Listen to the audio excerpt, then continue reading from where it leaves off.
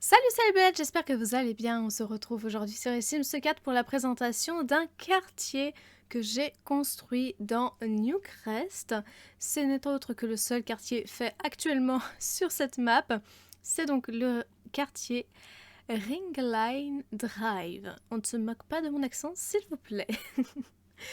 Vous pouvez voir que du coup, il y a plusieurs terrains communautaires, notamment l'Optimiste, pardon, qui est un café. Alors, j'ai pas changé le nom des terrains de base exprès pour que vous vous y retrouviez quand il sera dans la galerie. Et d'ailleurs, ils y seront tout de suite après cette vidéo. Donc, le café L'Optimiste. Ça, c'est un générique et c'est en fait un parking. Là, pour le coup, je l'ai changé. J'ai marqué parking Z1. Du coup, on va commencer directement avec le café. Et un temps de chargement plus tard, nous y voici, nous y voilà. Donc je vous le présente en mode construction. Je vais tout vous présenter d'ailleurs en mode construction. Ce sera beaucoup plus simple. Donc ce n'est pas seulement un café, c'est un bâtiment qui a été inspiré par NS. Je vous mettrai la vidéo en question dans la description, il n'y a aucun souci. C'est d'ailleurs cette construction qui a inspiré tout le quartier en fait, et même l'histoire qui va avec. Donc, Ness, si tu passes pas là, merci. Et donc, on va commencer tout de suite par le rez-de-chaussée. On a donc un espace plutôt vide, on va pas se mentir, avec une première porte, pardon, de ce côté-ci, qui est tout simplement une salle où on peut poser ses vêtements avec petit fauteuil, un bureau avec de quoi vérifier les caméras ou ce genre de choses, enregistrer les gens. Vous voyez d'ailleurs ici, il y a des passes et un téléphone comme si c'était un talkie-walkie, vous voyez, pour parler à un autre collègue ailleurs. Ici, un espace où s'asseoir avec en face des meubles de rangement. D'autres meubles ici dans lesquels on peut faire crac-crac, évidemment si on ne sait pas drôle, avec un miroir. Et ici, des toilettes avec tout simplement 3 éviers et 2 toilettes séparées. Voilà. Et il n'y a pas de papier toilette parce que ce sont des toilettes japonaises. On dézoome et de l'autre côté, on a la même construction, tout est parallèle, symétrique plutôt, dans cette construction.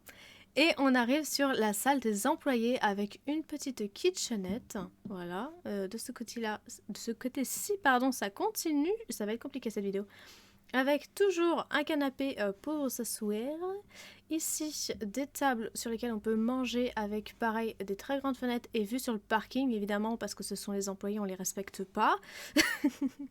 Là, des distributeurs et une salle de toilette avec encore des placards. Et là, le placard à balai dans lequel il n'y a rien. Juste, voilà, c'est un faux placard à balai. On redézoome et à l'arrière, on peut voir une plaine de jeux pour les enfants d'un côté.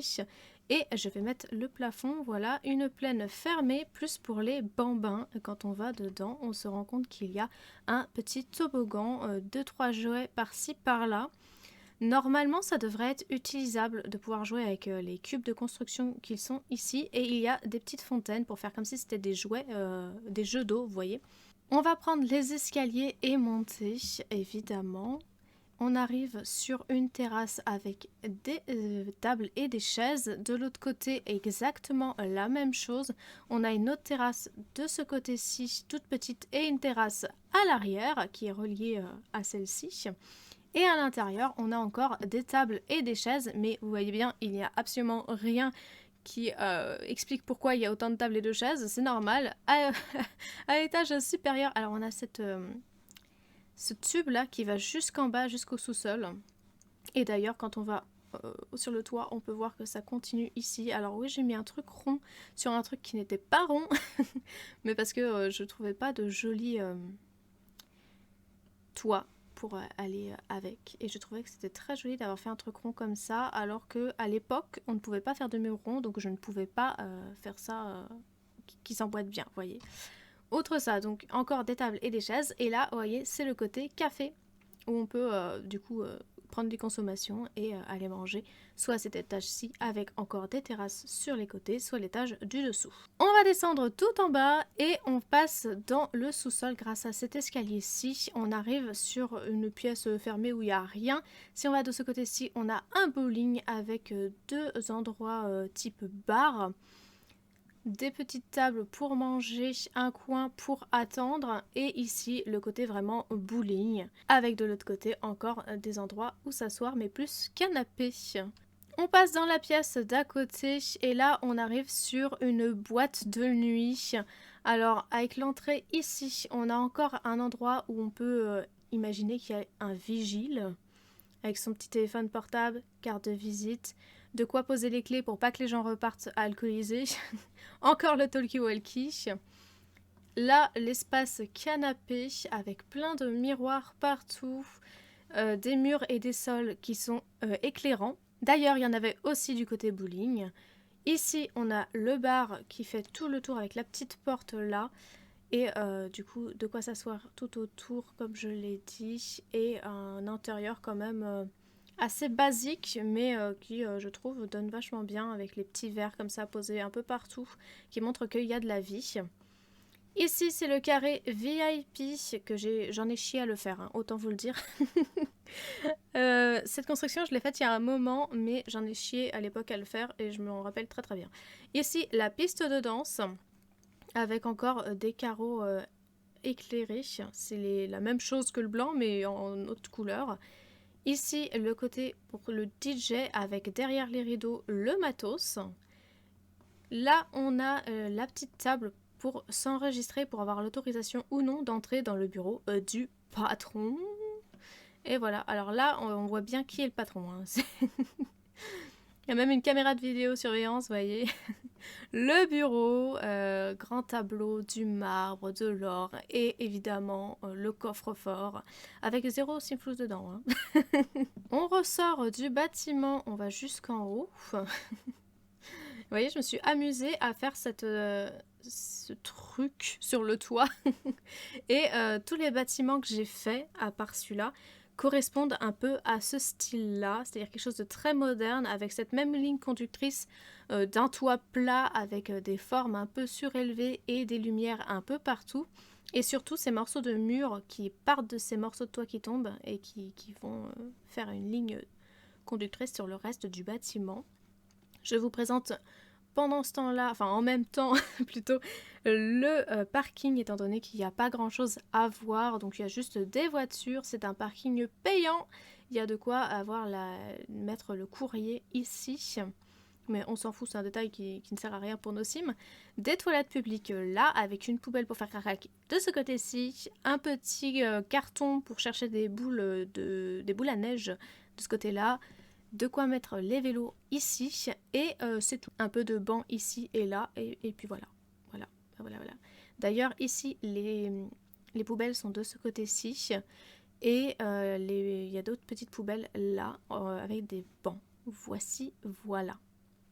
Je vous présente la construction aussi de nuit avec l'éclairage, voilà. Comme ça vous pouvez aussi voir le parking et on va passer de jour à la salle de sport. Et donc la voici, la voilà, vous voyez, j'ai toujours le toit plat avec de l'herbe comme sur le bâtiment d'à côté, avec cette même ligne conductrice du sol surélevé, le toit en verre et les pans de mur qui partent directement du toit pour longer le bâtiment comme ceci, voilà. Et donc quand on va au rez-de-chaussée, on a la porte avec de ce côté-ci un trou qui ne sert à rien et la même chose de l'autre côté, ça sert uniquement à apporter de la lumière au sous-sol. On a là une petite sculpture, voilà j'ai trouvé mes mots, qui de nuit est rétro-éclairée. D'ailleurs je vais vous montrer le bâtiment directement de nuit, ça ira plus vite, voilà. Avec toujours les publicités sur le dessus du toit comme pour l'autre bâtiment.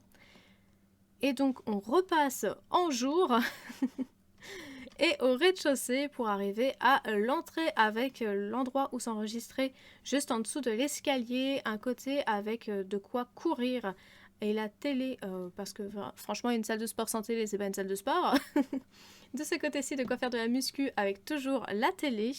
On descend et là on arrive avec les punching balls et la télé et le mur d'escalade. Et vous voyez, c'est à ça que ça sert d'avoir les trous béants sur le côté. C'est pour avoir la lumière qui rentre dans le sous-sol directement.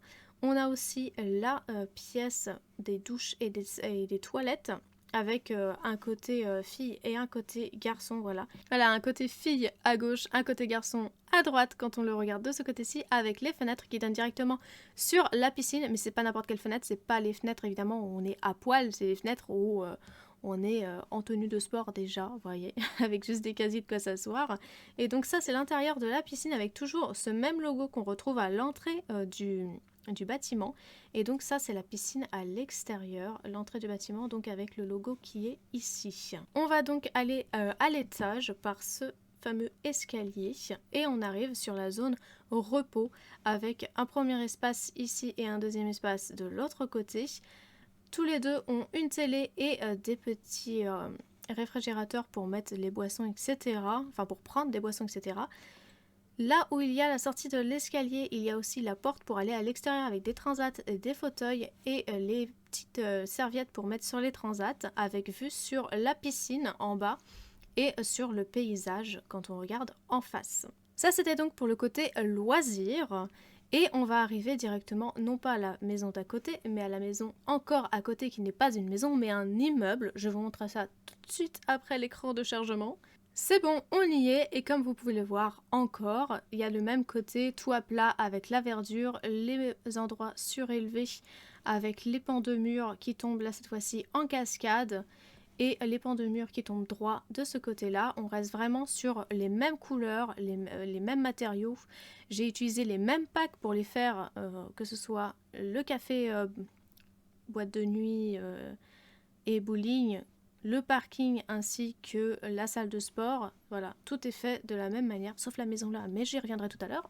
On va visiter le rez-de-chaussée avec les poubelles à l'extérieur ici.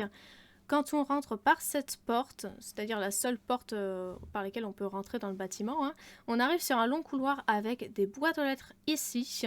On a une première porte avec un premier appartement qui est plutôt un loft avec une toute petite kitchenette de ce côté-ci, salle à manger, bureau, placard d'entrée mais aussi placard à vêtements, le lit qui est aussi le canapé avec la télé de ce côté-ci. Cette maison, enfin cet appartement est habité, c'est pour ça qu'elle est autant personnalisée. Je lui ai mis de quoi avoir le chat parce que cette personne a un chat.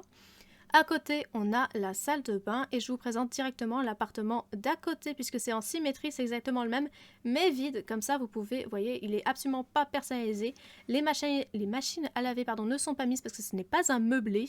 Et donc, il y a juste la cuisine qui est déjà préinstallée.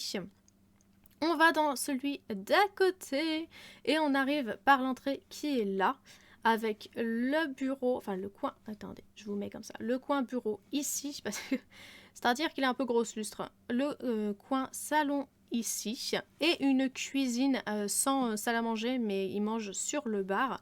Et vous voyez, cette maison est très personnalisée parce qu'il y a quelqu'un qui vit dedans avec la chambre de ce côté-ci, les petits vêtements attachés au-dessus du lit. J'arrive pas à trouver mes mots aujourd'hui. Les miroirs sur le côté avec un grand placard de ce côté-ci. Il y a même une coiffeuse. J'y arrive pas. Et à côté, il y a la salle de bain avec 2 vasques, une douche et les machines à laver. Donc on prend un peu de recul et on voit qu'on a commencé ici. On a fait ensuite celui-ci qui est vide, celui-là qui est habité et on va de l'autre côté pour en avoir un troisième plutôt qui est habité aussi. Avec une entrée sur le salon, on voit très bien que c'est quelqu'un qui fait de la musique directement hein, et qui aime le jaune, ceci dit. La cuisine qui est là, avec le coin repas en bar, la chambre avec la guitare, le lit et la lampe à lave sur le côté là, le meuble, enfin le placard intégré de ce côté-ci, de quoi s'asseoir là, avec la guitare évidemment, et la salle de bain assez basique avec les machines à laver qui cette fois-ci ne sont pas mis dans le même sens que pour l'autre. parce que bah, c'est la personne qui habite là qui les a mis comme ça, hein. Voilà, le côté personnalisation. Et voilà, avec le double vasque comme pour l'autre. Vous avez vu qu'il y avait un escalier qui descend au sous-sol, on va aller le voir directement. On a donc un petit espace déjà plutôt entrée, fermé pour éviter le froid et la chaleur et tout ça. Les soucis de il caille sa mère et il y a des courants d'air. Avec de ce côté-là les aspirateurs pour la personne qui fait l'entretien et les poubelles. Et on a des espaces pardon, pour les rangements des habitations. Voilà, j'ai oublié, pardon, autant pour moi. Celui-ci a oublié d'avoir des revêtements. Pourquoi pas. Et donc, il y a suffisamment de garages pour le nombre d'habitations.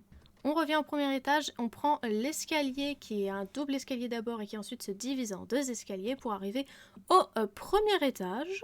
On a ici deux appartements qui sont vides tous les deux, deux très très grands appartements avec cette fois-ci des terrasses. On a donc un espace salon, salle à manger, cuisine avec un premier balcon de ce côté-ci, la chambre qui est censée être là, la salle de bain ici avec un double vasque et de ce côté-là une autre petite terrasse. Évidemment on a la même chose de l'autre côté, je vous le remontre pas. Quand on reprend l'escalier qui est encore une fois un double d'abord et divisé en deux après, on arrive au deuxième étage et donc là on arrive encore sur deux appartements. Après un long méli-mélo avec ma propre langue, je reprends. On a deux appartements qui sont vides eux aussi, c'est tout à fait normal, c'est pour que vous puissiez vous installer là où vous le souhaitez avec vos sims. Vous pouvez soit prendre les appartements qui sont déjà meublés avec les sims qui sont déjà faits, qui ont une petite histoire mais dont je ne vous parlerai pas en détail, soit carrément prendre un autre sim dans un appartement qui est fait en dégageant celui qui était là avant, la personne qui était là avant, soit prendre un appartement vide avec un autre sim. Vous pourrez aussi prendre un appartement avec un de vos sims et demander aux autres d'être colocataires pour pouvoir meubler tout l'immeuble. Je voulais pas que ça devienne injouable pour les personnes qui ont des ordinateurs plus faibles, qui ont du mal à envoyer du pâté. Et donc on arrive sur ce hall comme vous pouvez le voir avec le côté salon, salle à manger, cuisine ici, la chambre de ce côté-là cette fois-ci, la terrasse qui donne en cascade sur la deuxième terrasse et la salle de bain ici avec double vasque et le deuxième balcon de ce côté-ci. Deuxième balcon qui est en fait un grand balcon séparé en deux pour le deuxième appartement de l'étage qui est fait exactement de la même façon. Cuisine, salon, salle à manger, la salle de bain et la chambre. Avec l'autre terrasse en cascade par rapport à celle d'avant. On repart à l'extérieur et je vous le mets en mode nuit. Et le voici, le voilà. Alors sur la galerie il va être comme ça, mais c'est pas très joli. Parce que normalement il se voit comme ceci. On va repasser en mode jour et on va visiter la maison qui est à côté, qui elle pour le coup a non seulement des habitants, mais une histoire que je vais vous raconter. Cette fois-ci, je suis passée par le mode vie pour vous la présenter. C'est pourquoi il pleut et qu'il y a des lumières un peu partout, des fanions, voilà. Ça doit être la fête de l'amour dans pas longtemps dans cette partie. Donc je vous présente d'abord la maison et ensuite je vous raconterai l'histoire. On est donc sur une maison plutôt victorienne, ancienne, comme on peut voir dans le quartier un peu autour. Parce que vous allez voir que dans l'histoire, ça a du sens d'avoir une maison victorienne au milieu d'une rue toute moderne. On va commencer par le rez-de-chaussée. On a cette longue terrasse qui fait le tour de la maison avec une porte à l'arrière comme ceci. La porte d'entrée mène directement sur une entrée, logique, avec miroir, marbre qui nous dit qu'on est vraiment chez quelqu'un de riche avec des jolies colonnes bien arrondies, voilà. On passe par l'arche pour arriver dans le salon avec un jeu d'échecs, un joli tableau, une bibliothèque, une cheminée et de quoi s'asseoir puisque c'est un salon, c'est normal. On repasse par l'autre arche et on arrive dans la salle à manger cuisine, voilà. La cuisine d'abord, il n'y a pas grand chose à en dire, c'est une cuisine dans son jus d'époque on va dire, avec la porte qui mène directement à l'entrée, hein. Je ne vous l'ai pas présentée tout à l'heure mais elle existe. On arrive sur la salle à manger, donc comme je vous le disais, avec les petits tableaux, les grands rideaux qui tombent, une première porte qui tombe sur la terrasse qui fait tout le tour. Par ici, on a une double porte qui mène au bureau, avec un bureau, un ordinateur, une bibliothèque, un petit siège et une porte qui mène sur la terrasse encore une fois. On passe par l'arche et on a une salle de bain ici, toute bleue, avec toilette, douche et vasque sur un long meuble comme ceci. On va ressortir et on passe par l'escalier qui est un double escalier. On arrive au premier étage avec un immense couloir. De ce côté-ci, un deuxième salon avec une autre cheminée. Au bout de ce couloir, une suite parentale avec donc forcément une chambre et une salle d'eau ici avec toujours double vasque. On ressort, on continue dans le couloir et on atteint cette première double porte ici qui est un autre bureau, mais cette fois-ci sans ordinateur et sans bibliothèque, c'est un bureau pour recevoir. On ressort, on va un peu plus loin et on a un magnifique piano avec une porte qui va sur la terrasse extérieure. On re-rentre et on a tout un tas de tableaux qui mènent jusqu'à la chambre avec double porte de l'enfant. On voit où dort le chien de la famille dans la chambre de la fille, avec un miroir ici, un fauteuil de ce côté-ci, une armoire, de quoi s'asseoir juste sous la fenêtre, un coffre à jouets, des jouets un peu partout, une maison de poupée, une peluche pour discuter et un joli lit à baldaquin avec des petites loupiottes par-ci, par-là. Quand on passe par la porte directement dans sa chambre, on a la salle de bain qui est sur le même motif que les autres salles de bain de la maison. On ressort et on a ici une porte qui va sur la terrasse à l'avant de la maison. Voilà. Et donc ça vous aura pas échappé, on a une porte là qui mène donc à l'escalier qui monte à l'étage. Étage qui n'est autre que les combles aménagés entre guillemets puisqu'il n'y a absolument rien. C'est complètement vide, vous l'aménagez exactement comme vous le souhaitez. Il y a de quoi refaire carrément limite une maison complète.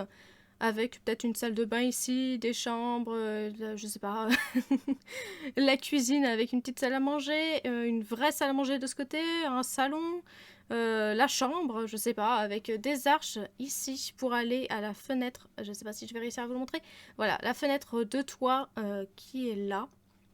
Donc ça fait un petit espace en plus, vous l'aménagez comme vous voulez et si vous le souhaitez. De ce côté-là, c'est la même chose et ici, encore une fois. On arrive sur le toit qui est du coup un toit à l'ancienne avec la cheminée qui dépasse ici. Et nous revoici donc avec la maison de départ. Et maintenant, place à l'histoire. Dans sa jeunesse, Jacques Fontaine était marié à Viviane. Il a grimpé les échelons d'une entreprise influente de la ville en empruntant le même chemin que ses camarades de promo. Toute l'élite de la ville fait partie de cette organisation secrète qui n'a d'ailleurs pas de nom. Il est interdit de la nommer, d'en parler, ni même d'y faire allusion. Aux yeux du monde, elle n'existe pas. Elle n'ouvre ses portes que sur recommandation et a pour but l'entraide entre gens de bonne famille, utilisant tous les moyens, même s'ils ne sont pas légaux. Si la réussite professionnelle était au rendez-vous, sur l'aspect privé, il était tout autre. En effet, après la naissance de sa fille Catherine, Viviane fut atteinte d'une maladie qui l'emporta plusieurs années après, laissant Jacques avec une adolescente. Les années ont passé et cette fille devint une jeune femme mariée à un certain Philippe Grady. Cependant, elle restera Madame Fontaine et il devint Monsieur Fontaine. En effet, la famille de Monsieur était connue surtout par les services de police et tous deux ne voulaient pas être associés à cette famille de criminels. Jacques fut très fier d'elle lorsqu'il la vit créer sa fondation, venant en aide à tous les habitants de la ville. Peu importe leur classe sociale et leur niveau de vie, s'ils avaient des difficultés, la fondation les aidait. Elle prône l'égalité totale envers tous. Mais là encore, le sort s'acharne. Et 4 ans après la naissance de la petite Edwin, Catherine et Philippe sont retrouvés morts dans les bas quartiers. La police conclut à un vol qui aurait mal tourné, mais Jacques sait bien qui est derrière tout ça. L'organisation secrète ne pouvait pas laisser une fondation faire de chaque habitant l'ego de l'élite. Mais si dans sa jeunesse, Jacques était dans le haut du panier de cette organisation, les choses avaient alors bien changé. On ne quitte jamais vraiment l'organisation. Cependant, il n'avait plus de pouvoir, si ce n'est celui d'obéir. Il n'a cependant pas perdu de sa combativité, et le prouve chaque jour à Xander Vandergate, jeune promoteur immobilier connu pour être le moins scrupuleux de toute la ville. En effet, il rachète absolument toute la ville, terrain par terrain, commençant par les bas quartiers, obligeant les plus pauvres à lui céder leurs seuls biens pour des sommes dérisoires, s'étendant peu à peu aux quartiers historiques, puis les plus aisés. Son objectif est simple, posséder toute la ville et en devenir le maire. Il a déjà réussi à prendre la tête de l'organisation secrète et il est le commanditaire de l'assassinat de Catherine et Philippe. L'objectif était d'affaiblir la fondation ainsi que Jacques. Mais cela n'a pas eu l'effet escompté. En effet, la fondation porte maintenant le nom de sa fondatrice et la mort de cette dernière n'a fait que la renforcer. Elle a maintenant une plus forte portée médiatique et un plus vaste champ d'action. Quant à Jacques, il ne plie pas sous la menace et refuse toujours de vendre sa demeure familiale, où il vit avec sa petite fille. Idéalement située dans un quartier récemment acheté puis rasé puis reconstruit par Xander, cette propriété reste à l'heure actuelle la seule ombre au tableau de ce dernier. J'espère que cette histoire vous a plu, que ce quartier vous plaît. On se retrouve très vite pour une nouvelle vidéo. D'ici là, portez-vous bien et salut!